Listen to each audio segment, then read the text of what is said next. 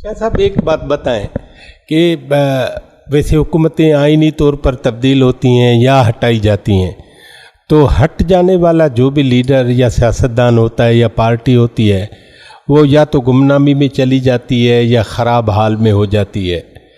ये पहली दफ़ा है पाकिस्तान में कि इमरान खान का सिक्का अभी तक चल रहा है, इसकी वजूहात क्या है? उससे कौम से इतना बड़ा झूठ बोला है और कौम बेहस भी है, बेहस भी है, सोचती नहीं। उससे उन लोगों से मैं पूछता हूँ कि आपको 3.5 साल में से दिया किया है।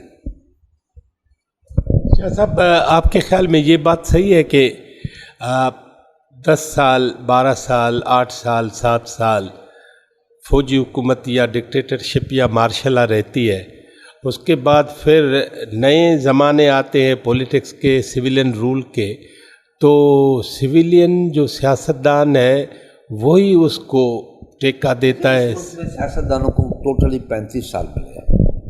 35 साल में कंट्रोल डेमोक्रेसी मिली है कि ये फॉरेन मिनिस्टर उठाओगे, ये फाइनेंस मिनिस्टर उठाओगे, वरना हम नहीं देते।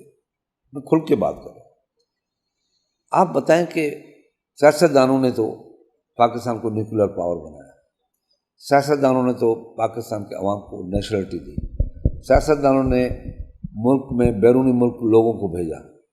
भुट्टो साहब ने 1974 में 41 लाख लोगों को पाकिस्तान से भेजा था बाहर, जिसका रेमिटेंस आज $30 अरब मिल रहा है आपको, जो आपकी रेट कहती है। उसके बच्चे आज जवान हैं और बड़े बड़े दावे करते हैं। भुट्टो साहब ने इस मुल्क में पासपोर्ट होल्डर्स होते थे लोग, आपको मैं तारीख बताऊं कि पाकिस्तान में पासपोर्ट होल्डर होते थे, जिसके पास पासपोर्ट होता था वो बड़ा आदमी होता था, और भुट्टो साहब ने 74 में पासपोर्ट से पाबंदी हटाई।